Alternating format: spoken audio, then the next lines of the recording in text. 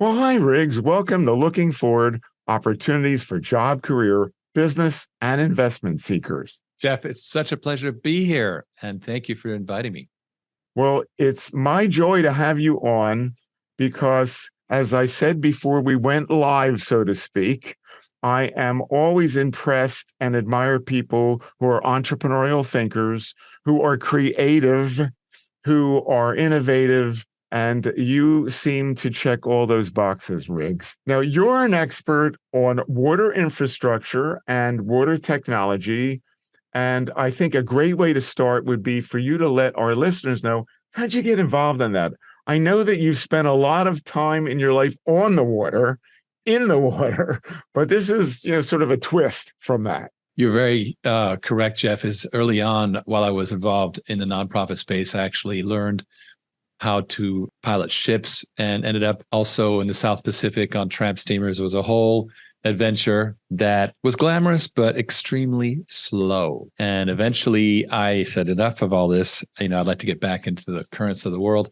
And I ended up in New York City in the technology space. Of course, the 80s was a fun decade. I think I was the only person who was not on some kind of drug that decade. But nonetheless, it was fun watching people who were, they were crazy. But what was good for me was it was a time when there was wholesale adoption of computers for accounting and general distribution, wholesaling, all that good stuff, moving away from paper systems. And it was a big effort. It was also a giant learning experience for me, where we really learned that you need to understand where your income is going to come from.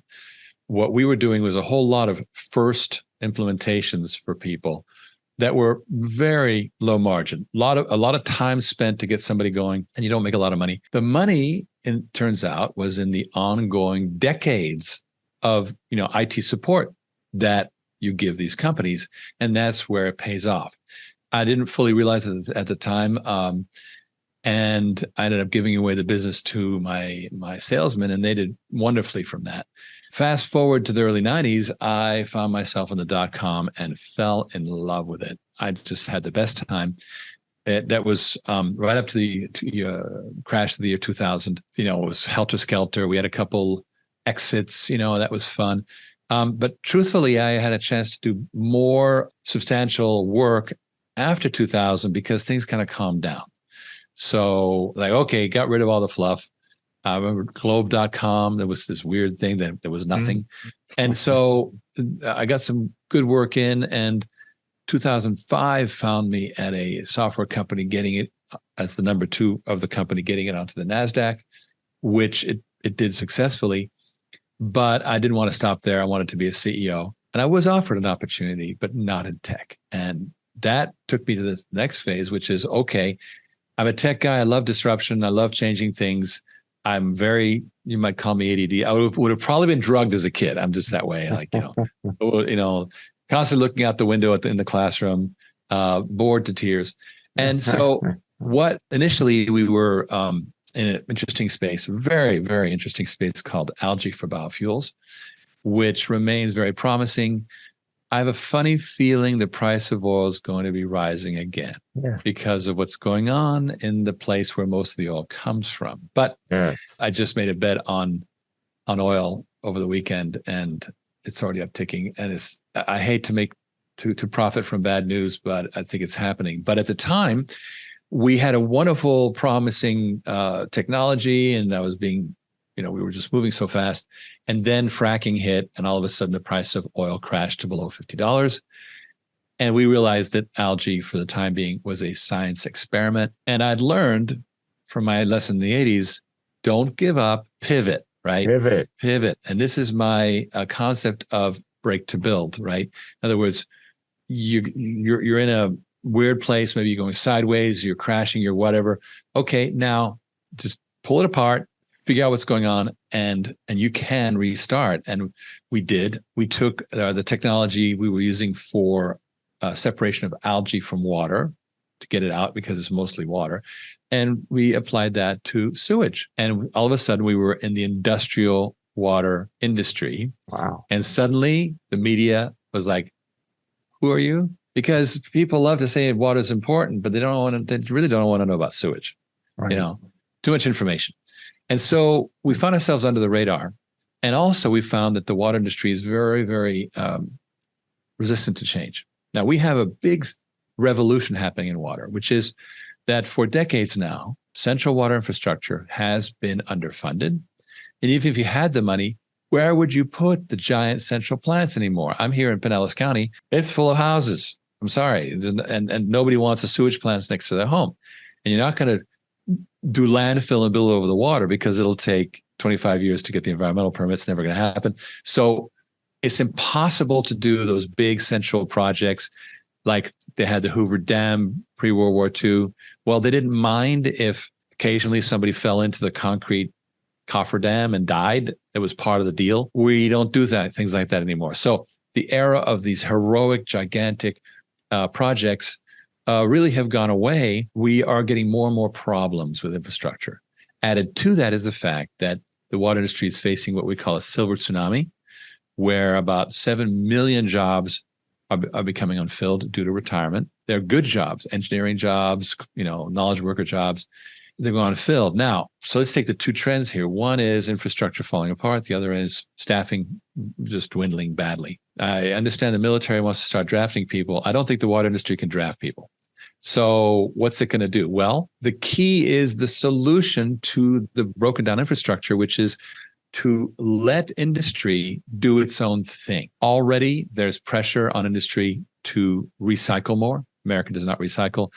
PepsiCo just made a commitment to recycle 80% of their processed water. So that's happening all over the place. And so more and more self-help in water treatment, still getting the water, the virgin water from the city. I can't tell you how many people go, well, water's free, man. How come you're taking all the water for yourself? Like, no. We want to treat the filthy water that is not being treated. There's, a terrible stat that 80% of all the sewage in the world is just not treated. Now, this is not true of America and Europe, but it's certainly true of places like India and Bangladesh. The solution then to these needs for high capital that are not happening, you know what? I just realized, let's declare a water war, then there'll be billions going to it, right? That's it. No, don't do that. Anyway, that was a nasty crack. But the fact is that we're not funding highways. We're not funding all kinds of infrastructure issues. In water, it's very simple. 90% of all water demand is by industry and agriculture. So if you can take those people off the grid, you free it up to service the people, which is the original mission of the water system. And as I like to say, in Ireland, water's free. Well, why can't it be free here? Well, if we get the businesses off the grid, it can be. Wow. So that's a long way of saying how you got involved in this. That's okay. It would be helpful, Riggs, if you could just talk briefly about water infrastructure, because not everybody knows that. Infrastructure is such a big deal, and we're in the United States, but of course we're global. It's a big deal everywhere, but maybe water infrastructure you could speak a little bit about. Well, in America, we built a good system. For example, there's the famous Delaware Reservoir and aqueduct system in New York, which from decades, has made New York water the best water, probably in the world, for a city. And so we did a pretty good job. The problem is that after World War II, we really stopped funding it. Operations and maintenance costs, which means the cost of just keeping it going, have steadily gone up since 1960, on, up, because there's no modernization happening. Number two, the federal government stopped funding. They hit a high in the 70s, and then it's been dwindling ever since. And now it's no longer even grants, it's loans. So the feds are not helping. Look at the $1.2 trillion infrastructure bill that was passed a couple of years ago. It only had 1/2000th of that, or 55 billion, allocated for water. So there's just no funds. So that's number one. And number two, as I say, the central giant heroic, concrete structure idea is going away because population centers are full. And there's another interesting trend, which is COVID migration. Post-COVID, we've had a lot of people move away from the big cities to the exurbia, so rural, suburbs, et cetera.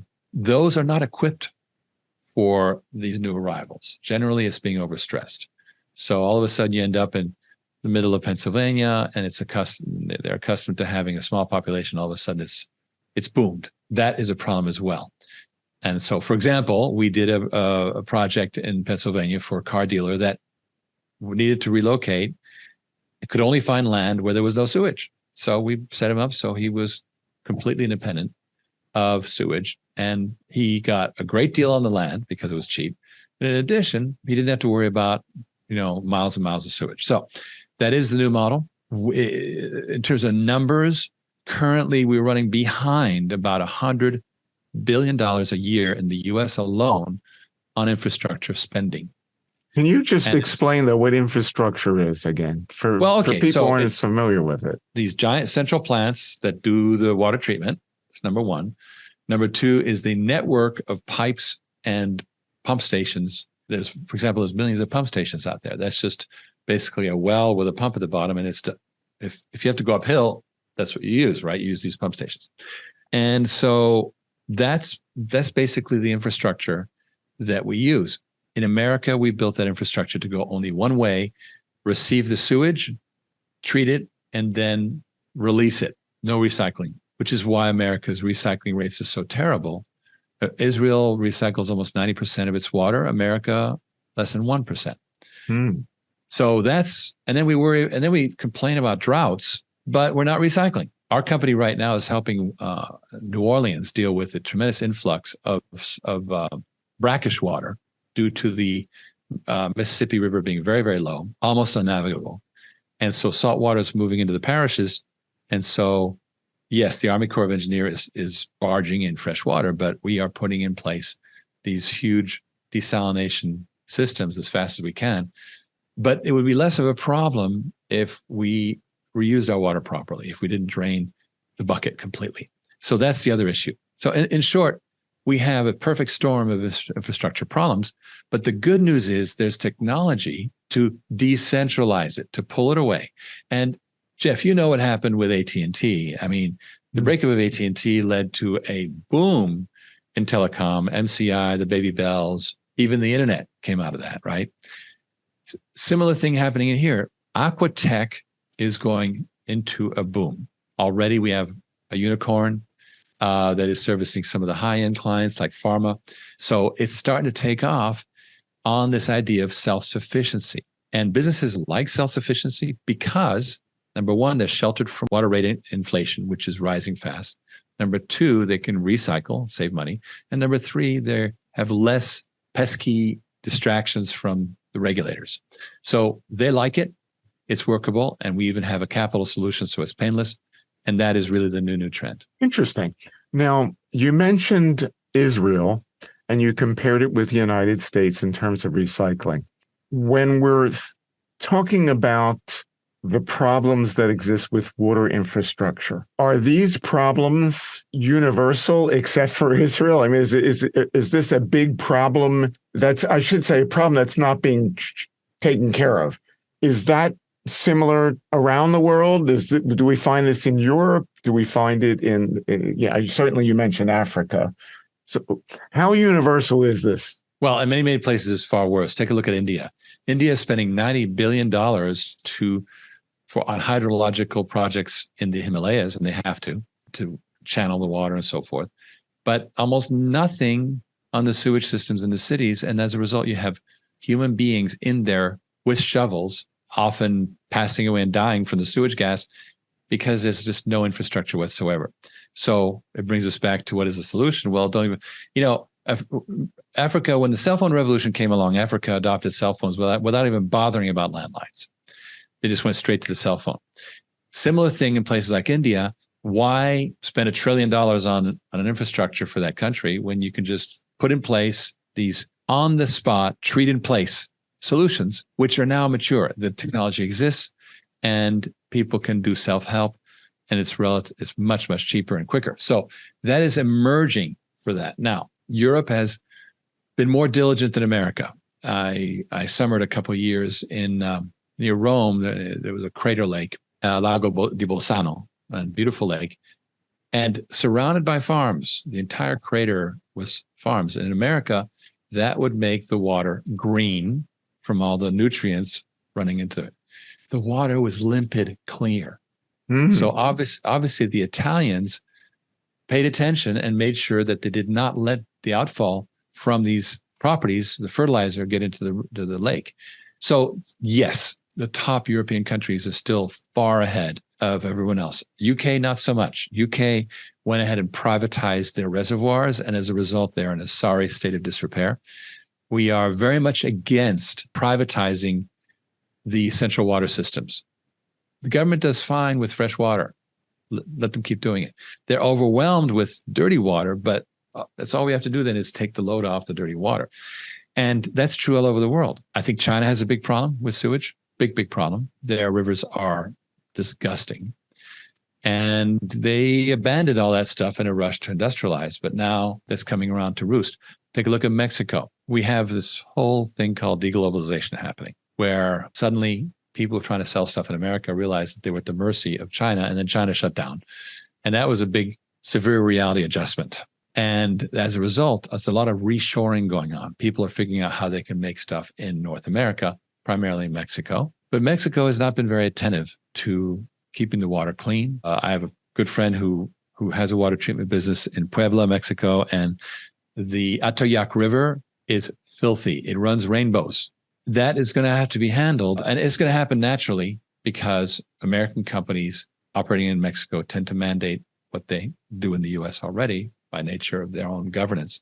It will get better, but again, what do you do? Well, again, on-site treatment. Let's take my friend who services a local industry, and he sends trucks around to pick up the sewage and take it to a central facility where he treats it. Well, it's a natural to have little boxes at each one of those locations that dewater the sewage, and then he's only trucking the concentrate, and the rest of it goes into the groundwater treated. That's a natural solution, and it will save a ton of truck trips, and it'll make it a lot less expensive. And that's a very interesting direction that he can take. Only the Anglo companies in Puebla are doing this. The Mexicans are like, no, it's too much money. Mm-hmm. But it's a trend. It's a trend that's increasing, and it's going to be more and more. The Mexican government's very interested. Governments in general. Let's take a look, for example, at one of the big problems we have in America, which is trailer parks. We hear about trailer parks being ripped up in tornadoes, but they also have a problem with water sanitation. Typically, trailer parks, of which most of them are south of the Mason-Dixon line, have what is called passive water treatment. What does that mean? The stuff gets dumped into a lagoon. That's it. And it sits there and turns green. Well, the local state departments of environmental protection are clamping down on that. And we have a growing business of helping these trailer parks do their own water treatment because the cities want no part of the problem. What I'm saying is we have a dire problem, but there are solutions. And coming back to the theme of what you're talking about here, there's tremendous opportunities for people wanting jobs or entrepreneurial opportunities.